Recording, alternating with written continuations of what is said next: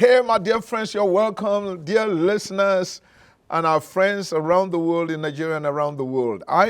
This is Vital Health International, a health conversation to help you eat healthy, live healthy, and feel healthy, and spend less money on doctors, on hospital fees, and on medical bills. It is my desire and our desire as we go on to help you live out your life on earth as God planned for you to live out. That's why this health conversation is coming your way. And I do hope that by the end of this program and in the subsequent weeks, you will learn a lot.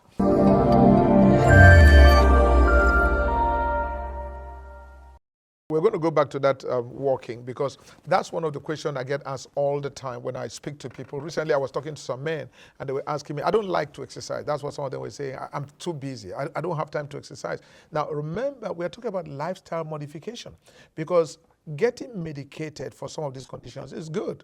But there are some things you can control by your lifestyle. Now, when you talk about just walking, I know the Surgeon General says, and WHO regulations and stipulations says, 30 minutes a day, 5 days a week, 150 minutes of exercise in a week. Okay, yes. So or 275 hours in a week. So I want you to give it to me in practical terms. I work in the office, let's say as a banker, and I have to get to the office very early. So what does that brisk walking mean for me? Okay. So currently my own lifestyle is not the greatest. Okay. I wake up very early. I wake up early to join a prayer group. So I realized that I can do two things. I can speak in tongues and I can walk on the treadmill. Okay. That works for me. Okay. So I can do that for 30 minutes, and 30 minutes I can do other things. I can get ready for my day. Okay. That adds up. I can do this 5 days a week. Okay. And at the end of the day, I can decide, oh, it's been a stressful day, I would do yoga. You can do yoga as well. I love yoga because it's stretching, it's toning, and it's exercise. What's yoga? Yoga is a form of exercise. Okay.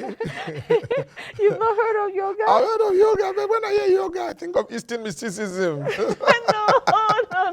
Yoga is great. It is great. So it helps with muscle tone. It helps with firming up your muscles. It helps with balance a lot of balance. As we grow older, balance is one of the things we have to care I've seen myself sometimes when I walk, I tend to want to, miss my balance. Yes, and then things like joint diseases. Yes. Yoga helps with building muscles, especially even in osteoporosis. How? Because I used to think of yoga like incantation, like incantation. You just sit down. There are different types of yoga. Maybe you're talking about the meditative one, but there's the power yoga where you actually sweat a lot.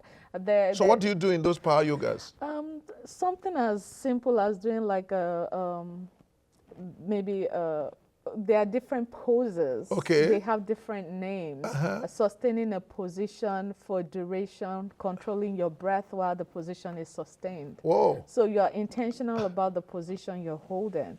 And at times the positions are things that will challenge your muscles. Like if you had to do the warrior 1, 2, 3. So those different But you're not chanting incantation. No, you're not chanting. You're just staying there doing your thing and holding your muscles. I used to think that yoga was chanting incantation. No. Yoga is great. I usually recommend it for a lot of my patients. Dr. Tony, apart from being active, what about your diet? Okay, so the diet plays a big role as well. Until you're diagnosed with a particular disease, I just say moderation. Even after diagnosis with a particular disease and you have to avoid some things, whatever you're eating, you still have to do it in moderation. Moderation is always the key to success. So for someone who has high blood pressure, we tell you to do a low-salt diet. Low-salt diet. Low-salt diet. Okay. The easy way to know it is wherever salt goes, water goes. So if you have a lot of salt in you, you tend to retain more water.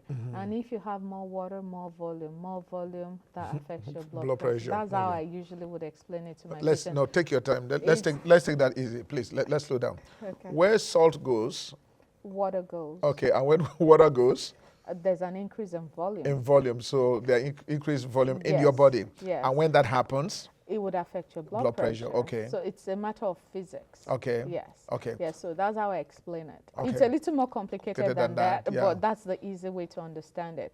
If I retain a lot of salt, then I retain a lot of water. Okay. If I retain a lot of water, that means my blood volume increases and my blood pressure will go up. Okay. Now there's something else. Now before we even get into reducing your salt content when you have high blood pressure, before you have high blood pressure, why do you want to increase the sodium you take with your food? Increase or decrease? Increase. Because some people, because some people naturally, when they get their food, even before they taste it, what do? They get a salt shaker, and they sprinkle the thing with salt, right? And then a lot of the fast food, again, that they eat is high in sodium and all of that. So people like that. So it's important for them, in order to manage their blood pressure or not to get into that zone at all, to be controlling the amount of sodium they take from the outset. Yes. So the trick is not stopping salt all of a sudden. Yeah. Then it becomes tasteless to you. You won't enjoy your diet. Okay. So it's to take a little bit at a time off. Yes. So you do not notice the difference. And when you eat something that is normal salted, you go, oh, this is too salty. Yeah. So if you would usually salt with 2 tablespoons, cut it down to 1.5. Okay. Over a period, get used to it. Then cut it down some more, till you use just a pinch. So it's what you get used to over time. Yeah. That's what I would tell my patients to do. So you see, this advice is good both for those who have already been diagnosed and for those who want to avoid it.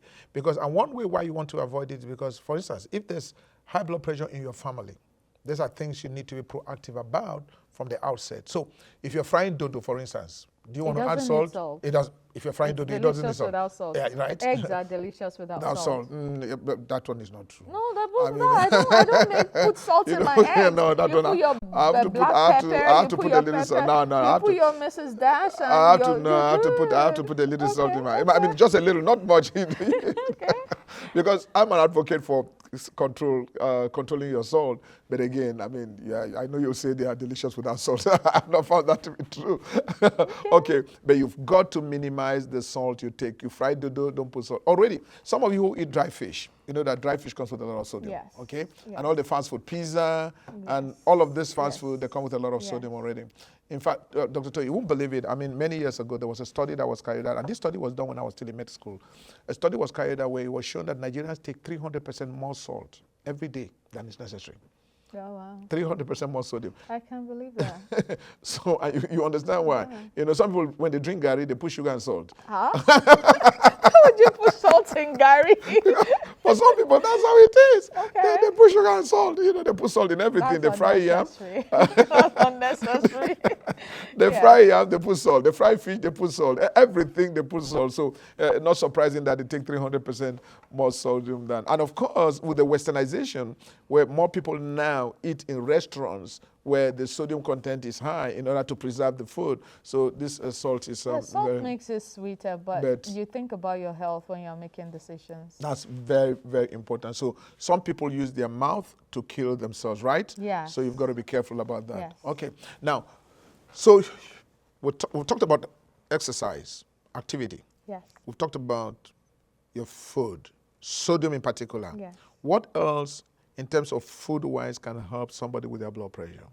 So, not just blood pressure, but things that would contribute to increasing the risk for heart disease, or what we'll say cardiovascular disease. Okay. So maybe something like the cholesterol, the amount of cholesterol in your food. Okay. So we've talked about the salt, doing it in moderation. Now we're talking about high cholesterol on the food, because one risk is high blood pressure, another risk is high cholesterol. 1 + 1 makes 2. So that means increasing your risk of you've doubled your risk already. Sclerosis. So you want to try to reduce the fat to, so you're looking at what you're eating. A lot of people would say, oh, fry with butter and non-margarine. You don't need to fry with butter at all. Okay. There are things like bacon. Okay. I hardly fry things in my kitchen. Okay. I would bake my meats. Okay. Do you use air fryer? I do use air fryer, but I still tend to just put everything in the oven and bake it. Okay. My chicken, my beef, whatever I'm doing. But when we're talking about lowering your cholesterol. You heard me mention beef. Beef is not something you eat all the time. That's correct. It's a red meat. I mean, even though that's not good news for some of us. Yes, yes. Beef is delicious. It's a red meat, but red meat is shown to have a lot of unhealthy fat. That's right. So you want to do whites. What are your whites? They're your fish, they're your turkey, they're your chicken. If what about goat meat? It's red meat. Are you kidding me? It's red meat. Oh gosh, I used to think that good meat. I was really praying that goat meat would not be red meat. Even lamb. So you can say nobody tells you not to eat it, but you don't eat it every day. Okay. If you used to eat it once a week, maybe make it once in 2-3 weeks. Huh? Goat meat once in 3 weeks? I hardly eat goat meat in my house, but that's preferential. But if you're talking about beef, you can make it once in 2 weeks, once in a month. That is for someone who doesn't have a risk for arteriosclerosis or risk for heart disease. If you do, then it's once in a blue moon when the blue moon comes out. Perhaps on Christmas Day. Yes, definitely. Or Thanksgiving or celebrations around. Yeah. Okay, now you've been throwing that word atherosclerosis. What's that? Is that a Greek word? I don't think it's Greek. I think it comes from a Latin. Latin, it comes from Latin. Yes. So arterial means blood vessel. Arterial, arteries, blood vessels. Sclerosis means something. I would say aging. I would say it's not looking well. So it's a disease of blood vessels. So the blood vessels are not healthy. A lot of things can cause it. But we've identified 2 things since we've been talking. We've talked about high blood pressure now, and now we've talked about cholesterol. So those things increase. And it's not just a blood vessel located in your heart, because there are no special vessels alone in your heart. It's blood vessel that gets everywhere in the your brain, body, to the eyes, to the kidneys, so to the penis. So that's why I always tell my patients, if you're beginning to have erectile dysfunction, it's a harbinger. You have to go and check on your heart. That's right. The same thing that causes diseases there causes diseases in the heart. Yes, that's very interesting. Okay, so we're looking at conditions. See some of the conditions that high blood pressure can cause. High blood pressure is such a disease that can affect the whole body essentially. And it's one of the silent killers. Why is it called a silent killer? Because oftentimes it's asymptomatic, meaning it doesn't have any symptoms. People walk around with blood pressure of 200 over 100 and something, and they don't know it. At times it's just a headache, and they say, oh, when I lie down, it's because of stress, it will go down. And one day they don't just wake up, or they just fall down and they say, hey, they slumped and died. Slumping is not a disease. It's a symptom. It's something that's been happening and nobody knows. So at times people walk around with high blood pressure that's not diagnosed. See your doctors. So that's very interesting. Now, because high blood pressure has been responsible for the sudden death of a lot of people. Because I hear some people, this person, and then, not just apart from the sudden death, there's something, I know we're going to dedicate a substantial period of time to talk about strokes, because some of the people who have had strokes, they went to bed. I'm a Christian leader, and I have gone to meetings where I'm sitting down there on the stage, and I'm seeing a lot of the Christian leaders, other Christian leaders who are walking by, they're limping. And I'm sitting down and I'm asking myself, why are they limping? I know why they're limping. Anyway, they've had strokes. And so you see that this thing is common, not just with Christian leaders, but with some people who are living a lifestyle of privilege, a lifestyle of opulence and all that. And it's a dangerous thing when you have stroke. You go to bed and then you wake up and one part of your body is not functional, or you cannot speak. Your face moves to one side, okay? Or some people just die. Because some of the people who have died sudden death, they died from unmanaged blood pressure that was not well managed. And what did they say? They're enemies. Yes. Somebody called their names from the village. Though we may laugh at this, but it's not something trivial, though. It's to bring awareness that slumping or sudden death is not a disease. It's a symptom of something that's been happening. If you do not know there's something happening in you, how can you fix it? That's right. So you need to know so that you can fix and you can take care of it. So silent killers is just one of the silent killers because it's a disease condition that is there without symptoms. And sometimes the only symptoms you get are when complications have set in. Yes. And that is why, Dr. Toyin, they need to call your office. If you don't have a primary care physician, you don't have a doctor you talk to, you need to talk to Tell MD. You need to talk to Tell MD. Tell MD is coming to you in your homes.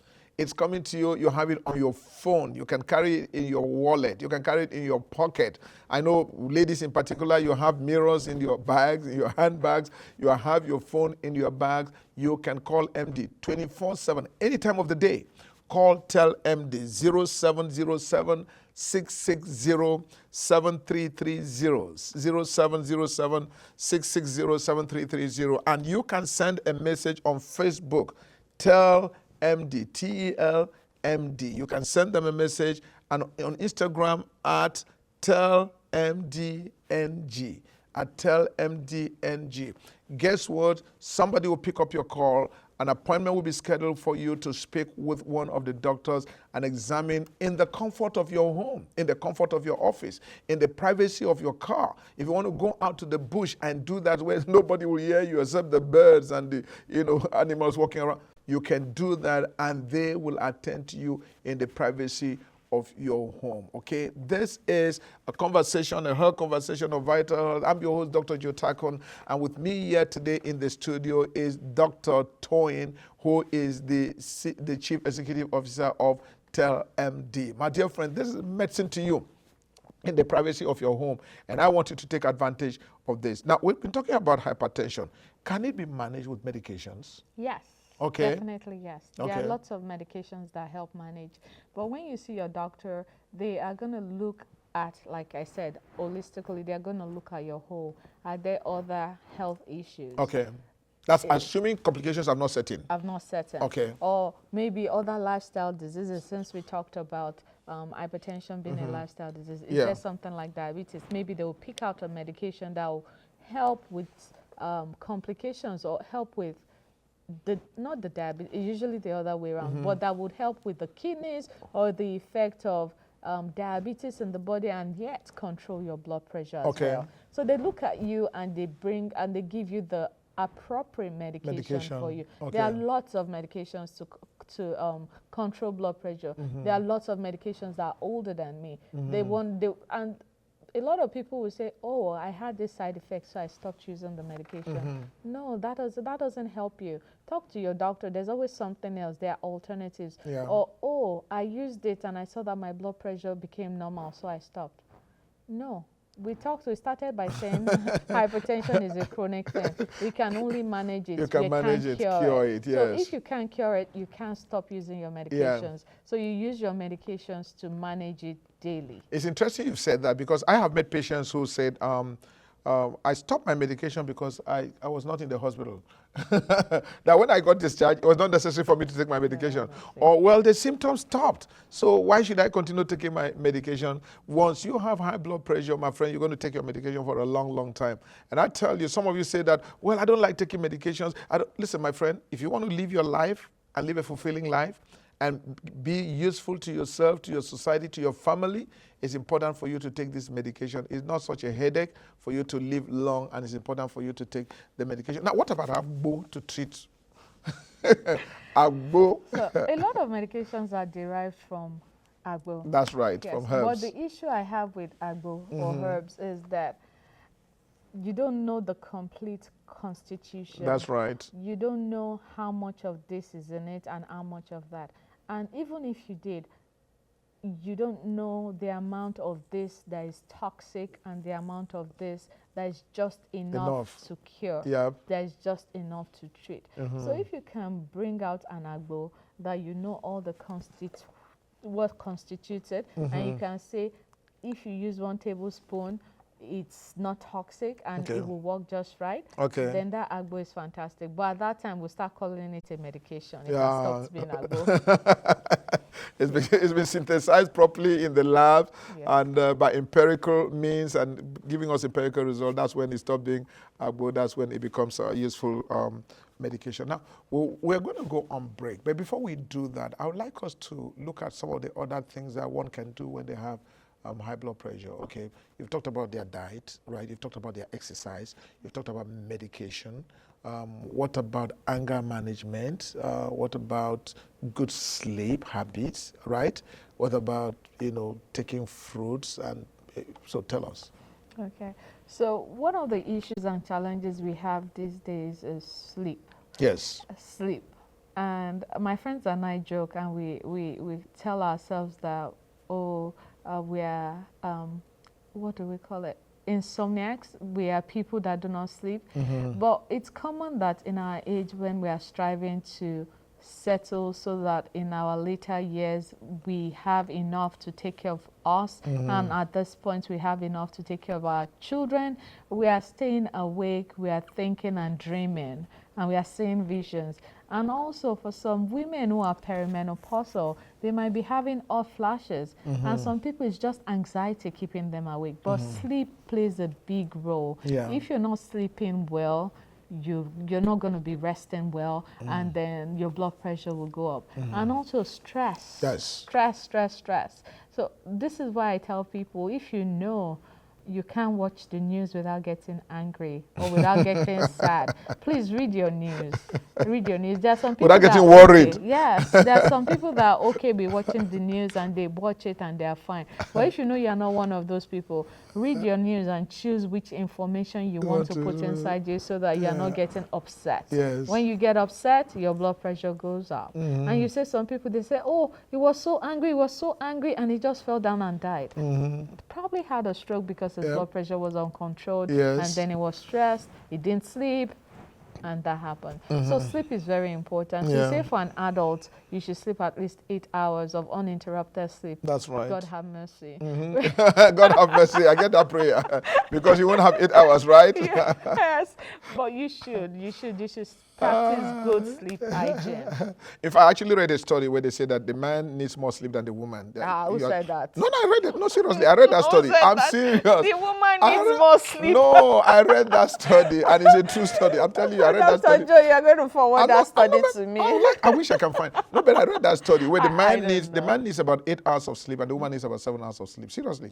Well, if we look at evolution though, and look at the position the woman holds, she has a lot to do. So she probably has been fashioned to not need as much as the man does. Absolutely. So you know that now. So we men need to sleep a little bit more and don't disturb I didn't say that, so don't quote me. Oh boy. Okay, so we're going to go on break, and before we do that, I have to give you the phone number one more time: 0707 660 733 0707 660 7330. This is Vital Health International. I'm your host, Dr. Joe Takon. But hey, I am talking for Tell MD, and with me in the studio is Dr. Toyin. This is a program that will help you get appropriate diagnosis in the privacy of your room at any point in time. You can do it virtually. You can use your phone. You can use your computer. You can use the various platforms that allow you to access electronic media, and doctors there will attend to you. Very compassionate doctors, very intelligent doctors, and doctors who care about you and care about your pocket. They want to help you spend less money on medical bills and on hospital fees. So right in the privacy of your home, Tell MD will bring you good medical care and good follow-up care. My dear friend, Vital Health with Dr. Jotakon. We're going to go on break. See you on the other side of the break.